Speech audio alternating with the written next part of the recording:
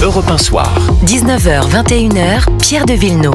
Comme tous les mercredis en première heure, Catherine Ney et Olivier d'Artigol sont les chroniqueurs de la première heure. Bonsoir à vous deux. Merci d'être fidèles au rendez-vous. Nous accueillons pour l'interview politique Andrea Cotarac. Bonsoir. Bonsoir. Porte-parole du Rassemblement national. Je vois que François Bayrou sur les écrans de contrôle est toujours auditionné par l'Assemblée nationale dans l'affaire Betterham. Est-ce que vous avez suivi un peu cette audition où le Premier ministre dit moi je reste droit dans mes bottes, j'ai toujours dit que j'ai appris les choses par la presse, je n'ai rien caché, je n'ai rien dissimulé, et d'ailleurs je conteste l'objectivité de cette commission. Écoutez, je pense que d'abord je pense aux victimes dans cette affaire, parce qu'on les lui aussi, d'ailleurs il l'a dit. Mais je pense qu'il faut le faire parce que d'une part ça s'est déroulé sur plusieurs années, de très longues années. D'autre part, c'est pas deux victimes, et d'ailleurs ça aurait été tout aussi important, mais ce sont des dizaines de victimes. Et donc je pense que c'est très important. Très important aussi une commission d'enquête, parce que c'est la transparence politique. À laquelle participent des députés RN oui, aussi. Oui. Monsieur Bayrou est Premier ministre, Monsieur Bayrou était élu local, sa femme, vous savez, avait enseigné, ses enfants étaient à l'école, donc elle a été dame catée. Elle était dans une heure par semaine. Elle était dans la structure pendant des années. Peut-être pas forcément très souvent dans la salle des profs. Pendant un an. Et d'une part, donc il faut une transparence politique, une transparence pour nos citoyens. Et puis d'autre part, moi je fais confiance dans la justice. Voilà. Les agressions, les coups, le viol est un crime. C'est la cour d'assises.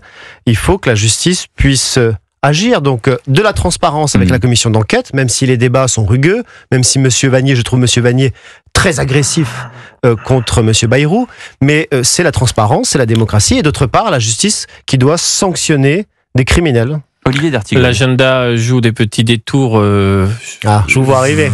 Non, François Bayrou a été nommé à Matignon le 13 décembre, c'est le jour anniversaire de la naissance d'Henri IV. Et nous sommes le 14 mai, cher Pierre, jour anniversaire de l'assassinat de Henri IV, 1610 rue de la Ferronnerie. Valérie Ravaillac. Certains voulaient vraiment... Pas mal. Joli. Certains voulaient vraiment faire de cette question un procès politique. Je l'ai peu entendu parler de l'affaire Betterham avant la nomination de François Bayrou à Matignon. Le lanceur d'alerte a fait un travail remarquable, plus de 210 plaintes aujourd'hui, dont la moitié pour viol. François Bayrou... Pas seulement Betterham, bien sûr. François Bayrou, avec qui j'ai pu évoquer cette question directement, a été très affecté sur un plan humain, sur l'idée, l'accusation portée dans l'hémicycle qu'il aurait pu couvrir des pédocriminels dans un établissement où étaient scolarisés ses enfants. Il y a une forme d'indignité absolue que de confronter un homme public ou pas, à cette accusation. Il s'en défend ce soir, il attendait vraiment avec force cette date-là. Est-ce que psychologiquement ça l'a entravé dans l'idée qu'il peut donner, ou le sentiment d'une procrastination, d'un Premier ministre à l'arrêt, sans initiative? À voir. Andrea Cotarac. Alors, Cotarac ou Cotarac? Cotarac, normalement d'ailleurs. C'est la troisième, mais c'est pas grave. Effectivement, le lanceur d'alerte a fait un excellent travail, et c'est Monsieur d'Artigol, je lis aussi votre presse, notamment l'Humanité, qui avait fait la une. Combien de Betterham, avec un vrai dossier là-dessus. Il est plus souvent à Europe 1 et à CNews qu'à l'Humanité d'Artigol. Vous savez. C'est vrai, mais je crois que... J'ai plusieurs paroisses. Mais voilà.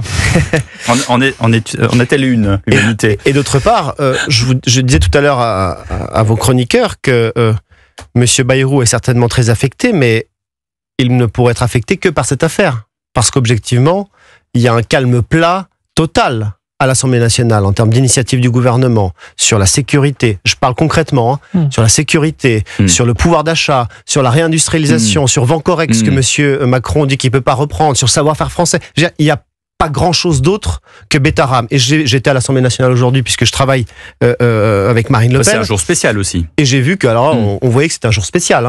C'est Betterham. Si j'ai vu les voitures, etc. J'aurais aimé qu'il y ait des projets de loi où il y ait réellement une confrontation démocratique pour savoir qu'est-ce qu'on fait sur la réindustrialisation, sur le pouvoir d'achat, sur la sécurité et le reste. Il y a des commissions sur la réindustrialisation, notamment Charles Rodwell qui étudie les freins à la réindustrialisation. Justement, vous me tendez la perche, Andrea Cotaratt. Et parlons justement de l'autre tête de l'exécutif, en l'occurrence le président de la République, qui hier, je reprends vraiment avec beaucoup de plaisir le mot qu'a utilisé Vincent Trémollet de Villers, le Macron-Rama, cette grande émission de 3 heures dans laquelle le président de la République était le héros. Qu'est-ce que vous en retenez et qu'est-ce que vous voulez dire là-dessus ? Pas grand-chose, c'est-à-dire que on a une dette 3300 énorme. milliards. On a un déficit énorme, on a une situation migratoire incontrôlée, on a une situation sécuritaire, vous en avez parlé à la fois sur CNews comme sur Europe 1, des kidnappings en pleine rue aujourd'hui à Paris. Et il y a Emmanuel Macron qui dit non, c'est pas moi qui ai tort, c'est les Français qui sont pessimistes. C'est ce qu'il a dit. Pardon, mais moi, sur chacune des thématiques, alors ça a duré 3h30, donc je vais pas les faire maintenant, mais... non, mais l'événement marquant, enfin, ce qui vous a le plus marqué... Mais pas grand-chose. Ah oui. Ce qui m'a le plus marqué, c'est que je vais prendre 2 thèmes, allez, pour aller vite. Le déficit et la dette. Je me souviens d'un candidat Macron en 2017 qui nous expliquait qu'il allait économiser 60 milliards par an. Pas sur le quinquennat. Monsieur Bourdin était étonné. Sur le quinquennat, non, par an. Bon, résultat, c'est le président qui a le plus creusé la dette dans notre pays. Rien qu'au mois de janvier dernier, c'était 16 milliards de déficit. Premier point. Deuxième point, sur les référendums. Pareil, je peux faire la même chose, mais je peux faire sur tout le reste. Il nous dit, mais pourquoi des référendums ? Il n'y aura pas de référendum sur les retraites. Bon, entre les 2 tours de la présidentielle de 2022, celui qui a évoqué un référendum sur les retraites, s'appelle Emmanuel Macron. C'était d'ailleurs le seul point de son programme. La retraite à 65 ans, il n'y en avait pas d'autre. Ça n'a pas empêché les filles de voter pour lui, etc. Pourquoi une retraite un référendum sur l'immigration ? Je me souviens des rencontres de Saint-Denis, où il avait accueilli tous les chefs de parti, où il avait évoqué lui-même, dont Jordan Bardella, nous sommes allés, il avait évoqué lui-même, monsieur Macron, un référendum sur l'immigration. Monsieur Macron avait dit, mais pourquoi des référendums ? Je me souviens qu'après la crise des Gilets jaunes, il y avait une convention citoyenne, en 2021, donc c'était encore avant, où il avait évoqué lui-même un référendum sur l'environnement, etc., etc. Emmanuel Macron dit l'exact inverse de ce qu'il a dit hier soir sur l'ensemble des 8 années. Son bilan est catastrophique, les Français le savent, et ce qui m'a marqué le plus, c'est on peut pas faire. On peut pas faire. Moi, je pense qu'une grande majorité des Français veulent de la rupture sur la sécurité, sur l'immigration, sur le pouvoir d'achat, redonner un peu de fierté à la France, quand on voit que même à l'autre bout du monde, en France, en Nouvelle-Calédonie, là aussi, on n'arrive pas depuis des mois et des mois à sortir de la crise. Je pense qu'il y a une impuissance totale au macronisme et que cette fin de règne doit se terminer le plus vite possible. Le président qui disait qu'il n'était pas un homme orchestre, ce n'est pas le président de la République, et heureusement qu'il fait les choses, et encore moins depuis juillet dernier. Catherine Ney, une question à Andrea Cotaratt. Moi, c'est pas une question, c'est pourquoi a-t-il décidé de parler ? Pourquoi ? On attendait des référendums. Parce que c'est vrai qu'il a beaucoup parlé. On se disait au commencement et le verbe, mais le verbe ne s'est pas fait cher souvent. Bon, là, il a, depuis la dissolution, dont on n'a pas compris l'objet, en tous les cas, il a perdu le pouvoir, et aujourd'hui, l'Assemblée nationale vous dit qu'il ne se passe rien, mais c'est très très difficile d'élaborer un projet quelconque avec dans l'état où est l'Assemblée. Donc pourquoi a-t-il voulu parler aujourd'hui alors qu'il vient de réussir quelque chose, de remettre l'Europe dans la table des négociations, dans l'affaire russo-ukrainienne? On l'a vu avec les volontaires, le quatuor des volontaires, ça avait une certaine allure, et c'était Jupiter qui jouait de ses relations avec Donald Trump. Enfin, c'était... Et là, on l'a vu, et alors là, changement de truc comme un assis... il avait l'air d'un étudiant qui passait un examen avec des examinateurs qui le malmenaient, avec lesquels il n'était pas très bon. Et on ne savait pas s'il allait réussir son examen de passage. Et il ne l'a pas réussi. Donc moi, d'une certaine manière, et puis 3h30, d'ailleurs moi je trouve que TF1 n'est pas raisonnable. On ne fait pas 3h30. D'ailleurs, à la fin, il avait D'ailleurs, moi, je me suis endormie. Voilà. C'est un signe. Comment ? Enfin. Quoi ? Mais oui. Peut-être au bout d'une demi-heure ? Comment ? Non, pas au bout d'une demi-heure. Et en général, je veille plus tard que à la date, au moment où je me suis assoupie, parce que c'est une espèce de ronron tout d'un coup, voilà. Et donc, je me suis dit, qu'est-ce qu'il retire de ça ? C'est, on va dire encore, il est hors sol. Et je crois qu'il hâte, on dit, mais à quoi il sert, quoi, au plan intérieur. Donc c'est très dangereux pour lui. Catherine Ney, Olivier d'Artigol, Andrea Catarac sont là dans ce studio 19h26. Une pause et on revient juste après dans Europe 1 Soir à tous. Europe 1 Soir. 19h, 21h, Pierre de Villeneuve. Le porte-parole Andrea Catarac, porte-parole du Rassemblement National, est l'invité d'Europe 1 Soir en compagnie d'Olivier d'Artigol et Catherine Ney. Bruno Retailleau et Laurent Wauquiez se disputent la place de patron des LR. Verdict dimanche. On est dans les tout derniers jours. On est dans le money time, comme on dit. Écoutez, Bruno Retailleau, invité ce matin de la grande interview Europe 1 CNews avec Sonia Mabrouk. Je vais vous parler librement et en vérité. L'émission longue, 3 heures hier, pour moi ça a conforté ma position. Ma position, je l'étais dans l'opposition, je le suis au gouvernement, je suis toujours gaulliste. Et comme gaulliste, je me dis que nous, la droite, collégialement, collectivement, nous avons eu raison d'entrer au gouvernement pour faire barrage à la gauche. En revanche, je suis gaulliste, mais je ne suis toujours pas macroniste et j'ai des vraies différences avec le président de la République, par exemple, sur l'immigration. Réponse de Laurent Wauquiez, quelques heures plus tard, toujours sur Europe 1, au micro de Pascal Praud. L'erreur mortifère pour la droite, c'est d'être la béquille de ce macronisme finissant. Et notre devoir, c'est de renverser la table et de proposer enfin un projet de changement qui soit à la hauteur de ce qu'attendent les Français. Donc moi, mon obsession, c'est de porter ce projet de rupture. Et je veux être libre par rapport à ce macronisme finissant. Parce que la réalité, c'est qu'il nous entraîne vers le fond. Est-ce que Bruno Retailleau, selon vous, doit démissionner de la place Beauvau ? Bruno a été très clair là-dessus. Il a dit, moi, ma priorité, c'est d'être ministre de l'Intérieur. Je veux le rester. Et c'est ça ma préférence. Je respecte ça. Quand vous êtes ministre, vous êtes sous l'autorité du président de la République qu'on a entendu hier soir. Et donc, le choix qu'on a à faire, en réalité, c'est pas un choix entre deux personnalités. C'est deux visions de l'avenir de la droite. Andrea Catarac, comment est-ce que le RN regarde cette rivalité Wauquiez-Retailleau ? On se dit qu'il est temps que ça se termine quand même. Il est temps que ça se termine dimanche. Oui, fort heureusement. Fort heureusement, parce que j'ai trouvé ces deux candidats assez ingrats vis-à-vis du Rassemblement National. C'est-à-dire dans ces deux émissions, les deux attaquent le Rassemblement National. Alors, vous n'avez pas fait les passages, mais on a Bruno Retailleau qui explique que le Rassemblement National ne veut pas d'alliance avec la droite. Je pense qu'il a un peu oublié l'alliance avec Éric Ciotti lors des législatives, quand M. Retailleau, lui, négociait avec les macronistes. Il dit précisément que Marine Le Pen elle-même ne se dit pas à droite. Oui, Marine Le Pen lui a répondu, ou en tout cas va lui répondre par tweet, qu'il a oublié l'alliance avec Éric Ciotti quand M. Retailleau, lui, négociait avec les macronistes. Quant à M. Wauquiez, c'est encore pire. Alors lui, il s'attaque et il souhaite même une commission d'enquête contre la France Insoumise, oui, contre le nouveau Front Populaire, etc., ouais, sur les liens avec l'islamisme. On oublie quand même que dans son fief de Haute-Loire, il était opposé au second tour face au Rassemblement National et que c'est le désistement de la candidate Nouveau Front Populaire qui a appelé à voter pour Laurent Wauquiez, qui l'a fait élire dans son propre fief. Donc, je veux bien les paroles après élection, mais cette Assemblée nationale, c'est l'image quand même de l'élection du mois de juillet dernier. Et au mois de juillet dernier, les LR ont fait alliance avec le Nouveau Front Populaire et avec la Macronie pour sauver leur siège contre le Rassemblement national. Je sens votre énervement, votre colère presque, Andrea Catarac, mais est-ce que finalement, les programmes de Bruno Retailleau et de Laurent Wauquiez n'ont pas en commun certaines propositions du RN, et c'est ça qui vous énerve? Alors, non seulement c'est ça qui est un peu ingrat finalement. C'est-à-dire qu'on a deux personnages qui s'attaquent frontalement, quasi quotidiennement au Rassemblement national, mais qui n'hésitent pas à faire leurs courses dans notre programme. Mais qui a fait les courses de chez qui? Est-ce que si on revient quelques années, quelques décennies en arrière, et Catherine Ney, qui suit la politique depuis de nombreuses années, peut vous dire, effectivement, il y a un tronc commun dans les idées sur l'insécurité, sur l'immigration. Il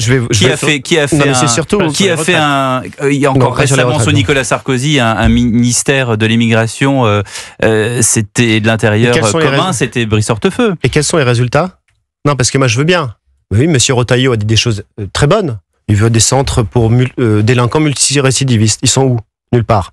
M. Retailleau est contre le voile à l'université. Très bien. C'est où? Nulle part. M. Retailleau est pour le référendum pour l'immigration. C'est où? Nulle part. Et j'ai une liste comme ça, pareil pour les sorties scolaires, etc. Donc, si vous voulez, moi, je veux bien qu'il y ait de la parole, mais ce sont deux candidats pour un parti, dont l'un est ministre de l'Intérieur et l'autre est chef de parti et chef de groupe à l'Assemblée nationale. Qu'ont-ils fait? Rien. Ils font leur course dans notre programme. C'est tout. Je vous prends deux exemples. Référendum sur l'immigration. Marine Le Pen le propose en 2022.